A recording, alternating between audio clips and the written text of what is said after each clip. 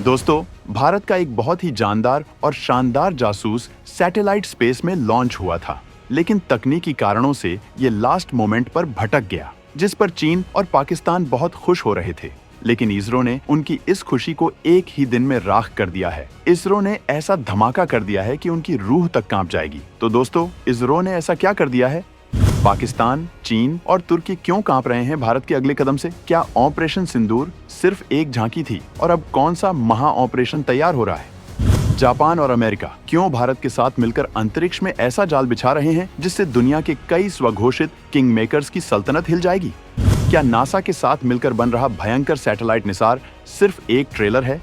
इसरो का चंद्रयान 4 और जापान के साथ चंद्रयान 5 इसरो का चंद्र मिशन नहीं, बल्कि 2040 के भारत का वो खतरनाक रणनीतिक प्लान है जो दुश्मनों के खेमे में खलबली मचा देगा।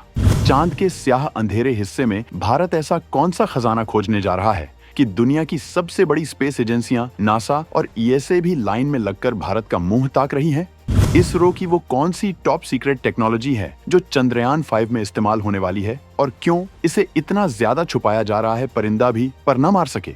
दोस्तों, हाल ही में खबर आई कि इसरो के वर्क हॉर्स रॉकेट PSLV अपने एक मिशन में सैटेलाइट को ऑर्बिट तक पहुंचाने में कामयाब नहीं हो पाया। US-09 नाम का ये सैटेलाइट, जो हमारी निगरानी क्षमताओं के लिए बेहद अहम था, वो नष्ट हो गया। कुछ लोगों ने इसे भारत के स्पेस प्रोग्राम के लिए एक बड़ा झटका बताया। मेन स्ट्रीम मीडिया में मायूसी की बातें भी हुई, लेकिन क्या सच में ये एक झटका है या फिर ये उस सुनामी से पहले की खामोशी है जो दुश्मनों के होश उड़ाने वाली है? दोस्तों, याद रखिए, ये वही इसरो है जिसने चंद्रयान 2 की लैंडिंग में आई मुश्किलों के बाद हार नहीं मानी, बल्कि उससे सबक लेकर चंद्रयान 3 की ऐसी पिन पॉइंट सटीक लैंडिंग कराई कि दुनिया देखती रह गई। ये वही इसरो है जिसने अपने पहले ही प्रयास में मंगल तक का सफर तय किया था, वो भी हॉलीवुड की किसी साइंस फिक्शन मूवी से भी कम बजट में। भारत गिरकर उठने वालों में से है दोस्तों, टूटकर बिखरने वालों में से नहीं। PSLV, जिसे इसरो का मेहनती घोड़ा कहा जाता है, उसकी सफलता दर आज भी दुनिया के बेहतरीन रॉकेट से कहीं ज्यादा है। 67 में से सिर्फ 3 बार वो अपने लक्ष्य से चूका है। ये आंकड़े किसी भी देश के लिए फख्र की बात है। तो क्या एक छोटी सी चूक से इसरो डर जाएगा? क्या भारत अपने आसमान छूते इरादों को कम कर देगा? जी नहीं, बिल्कुल नहीं। बल्कि ये घटना तो इसरो के इरादों को और भी फौलादी बनाने वाली है, क्योंकि जब एक शेर घायल होता है तो वो और भी खतरनाक हो जाता है। और भारत अब जो करने जा रहा है वो सिर्फ भारत की स्पेस पावर का प्रदर्शन नहीं, बल्कि एक ऐसा तांडव होगा जिसकी गूंज कई सरहदों के पार सुनाई देगी। ऑपरेशन सिंदूर, ये नाम सुनते ही कुछ पड़ोसी मुल्कों के दिलों की धड़कनें तेज हो जाती हैं। उस ऑपरेशन ने ये साबित कर दिया था कि भारत अब चुप बैठने वाला नहीं है, और अब उसी कड़ी में भारत एक ऐसा कदम उठाने जा रहा है जिससे पाकिस्तान, चीन, तुर्की और अजरबैजान जैसे देशों को सदमा लगना तय है। भारतीय अंतरिक्ष अनुसंधान संगठन यानी इसरो ने ऐलान कर दिया है चंद्रयान 5 मिशन का। जी हाँ, आपने सही सुना, चंद्रयान 4 नहीं, सीधे चंद्रयान 5 की तैयारी। और ये कोई मामूली मिशन नहीं है। इस मिशन को लूनर पोलर एक्सप्लोरेशन मिशन भी कहा जा रहा है, और इसके लिए भारत ने हाथ मिलाया है जापान की स्पेस एजेंसी JAXA और जापान की ही एक दिग्गज company Mitsubishi heavy industries MHI के साथ। इसरो, JAXA और MHI के टॉप अधिकारियों, प्रोजेक्ट मैनेजर्स और टेक्निकल टीम्स की एक हाई लेवल मीटिंग बेंगलुरु में इसरो के हेडक्वार्टर में हुई है। इस मीटिंग में मिशन की हर छोटी बड़ी डिटेल पर बात हुई है, और यकीन मानिए, जो प्लान तैयार हो रहा है वो होश उड़ाने वाला है। चंद्रयान 1 ने दुनिया को दिखाया कि चांद पर पानी है।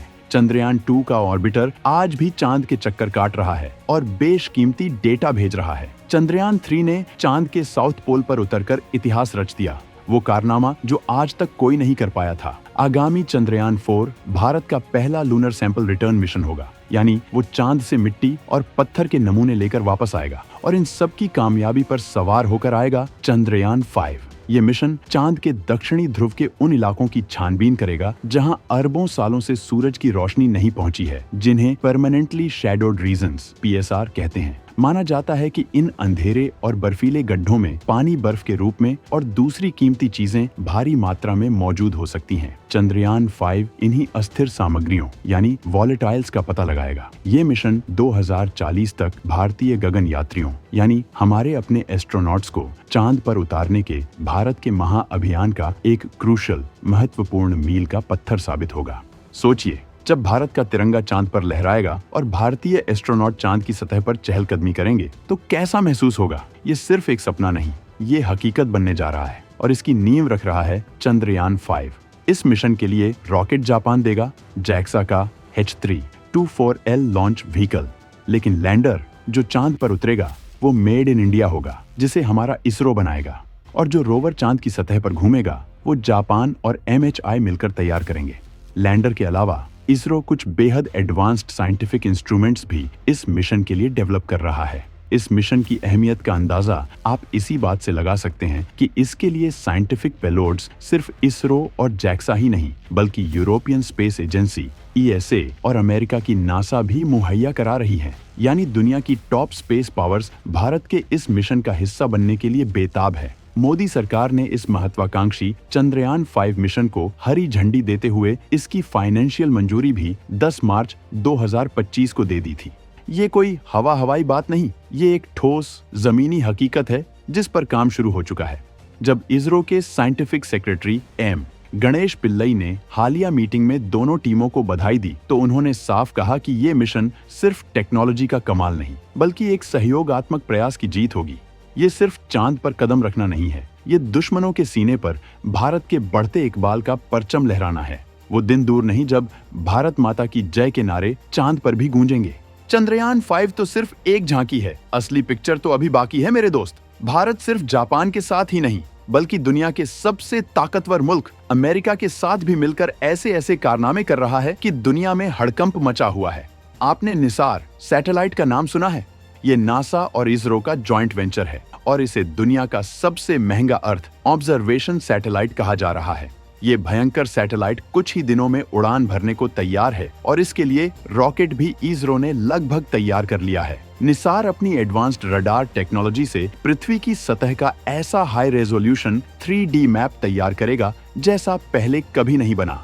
ये हमें भूस्खलन, भूकंप, ज्वालामुखी, ग्लेशियरों के पिघलने, समुद्र जलस्तर में बढ़ोतरी और हमारी खेती बाड़ी से जुड़ी हर छोटी बड़ी प्राकृतिक आपदा की AAGAM सूचना, अर्ली वार्निंग देगा। सोचिए, ये हमारी सुरक्षा और विकास के लिए कितना बड़ा गेम चेंजर साबित होगा। ये सैटेलाइट दिन हो या रात हर मौसम में पृथ्वी की तस्वीरें ले सकेगा। ये हमारी मिलिट्री इंटेलिजेंस को भी ऐसी ताकत देगा कि दुश्मन कोई भी हरकत करने से पहले 100 बार सोचेगा। दोस्तों, ये जो ग्लोबल अलायंस बन रहे हैं, कभी जापान के साथ, कभी अमेरिका के साथ, कभी यूरोपियन स्पेस एजेंसी के साथ, ये दिखाते हैं कि भारत अब स्पेस टेक्नोलॉजी में सिर्फ एक फॉलोअर नहीं रहा, बल्कि एक लीडर बन चुका है, एक ट्रेंड सेटर बन चुका है। दुनिया आज भारत की तरफ उम्मीद भरी नजरों से देख रही है। भारत की स्पेस क्षमताएं आज दुनिया की शांति और स्थिरता में योगदान दे रही हैं। और ये तो वो बातें हैं जो पब्लिक डोमेन में हैं। न जाने कितने ऐसे सीक्रेट प्रोजेक्ट्स पर काम चल रहा होगा जिनके बारे में हमें और आपको कानों कान खबर भी नहीं। भारत की स्पेस महत्वाकांक्षाएं अब किसी सीमा में बंधी नहीं हैं। सूर्य का अध्ययन करने वाला आदित्य L1 हो या फिर इंसानों को अंतरिक्ष में भेजने वाला गगनयान मिशन, हर प्रोजेक्ट भारत के अदम्य साहस और वैज्ञानिक कौशल का प्रमाण है। अब दोस्तों, अब वापस आते हैं PSLV और US-09 मिशन की उस तथाकथित नाकामी पर। जो लोग इसे भारत के लिए बड़ा नुकसान बता रहे हैं, उन्हें कुछ बातें समझ लेनी चाहिए। PSLV यानी polar satellite launch vehicle ISRO का वो वर्क हॉर्स है जिसने भारत को स्पेस लॉन्च मार्केट में एक ग्लोबल प्लेयर बनाया है। इसकी सफलता दर करीब 94% है, जो दुनिया के किसी भी रॉकेट से जिसने इतनी उड़ानें भरी हों शायद बेहतर ही है। इसे रॉकेट साइंस की दुनिया में एक अजूबा माना जाता है। जो US-09 यानी रिसैट 1B सैटेलाइट इस मिशन में नष्ट हुआ, वो वाकई एक अहम सैटेलाइट था। इसमें सिंथेटिक अपर्चर रडार SAR लगा था, जो हर मौसम में दिन हो या रात पृथ्वी की हाई रेजोल्यूशन तस्वीरें ले सकता था। ये हमारी निगरानी क्षमताओं को कई गुना बढ़ा देता। हमारी रक्षा और सुरक्षा के लिए ये महत्वपूर्ण डेटा प्रदान करता। ये बात सच है कि भारतीय सशस्त्र बल अभी भी कुछ ऑपरेशंस के लिए विदेशी कमर्शियल स्पेस एसेट्स पर निर्भर है, जैसा कि ऑपरेशन सिंदूर के समय भी देखा गया था। तो इस लिहाज से ये एक नुकसान जरूर है, लेकिन क्या ये इसरो की कमर तोड़ देगा? बिल्कुल नहीं। इसरो ने फौरन एक फेल्योर एनालिसिस कमेटी FAC बना दी है, जो इस बात की तह तक जाएगी कि आखिर गड़बड़ कहाँ हुई। शुरुआती रिपोर्ट्स के मुताबिक रॉकेट के तीसरे चरण में जो हाइड्रोक्सिल टर्मिनेटेड पॉलीब्यूटाडीन बेस्ट प्रोपेलेंट का इस्तेमाल करता है, उसके मोटर केस के चैम्बर प्रेशर में गिरावट आई। ये चरण लॉन्च के वायुमंडलीय चरण के बाद रॉकेट को हाई थ्रस्ट देने में महत्वपूर्ण भूमिका निभाता है। दबाव में गिरावट के कई कारण हो सकते हैं। इंटरनल इंसुलेशन में कमी, जिससे फ्यूल का जलना प्रभावित होता है, या फिर कोई डिफेक्टिव नोजल। FAC इन सभी पहलुओं की बारीकी से जांच करेगी। दोस्तों, जब इसरो के सामने कोई चुनौती आई है, इसरो ने उसका डटकर मुकाबला किया है और दोगुनी ताकत से वापसी की है। चाहे वो PSLV से पहले के लॉन्च व्हीकल्स हों या बाद में GSLV रॉकेट या फिर GSAT-6A जैसे सैटेलाइट मिशन, इसरो का ट्रैक रिकॉर्ड है कि वो अपनी गलतियों से सीखता है और पहले से भी बेहतर बनकर उभरता है। मतलब तस्वीर अब बिल्कुल साफ है। एक आध छोटी मोटी रुकावटों से भारत का अंतरिक्ष सफर थमने वाला नहीं है। इसरो आज जिस बुलंदी पर है, वो दशकों की कड़ी मेहनत, अटूट लगन और देशभक्ति के जज्बे का नतीजा है। चंद्रयान 5, निसार, गगनयान, आदित्य L1 ये सिर्फ नाम नहीं है, ये नए भारत की वो हुंकार हैं जिसकी गूंज पूरी दुनिया सुन रही है।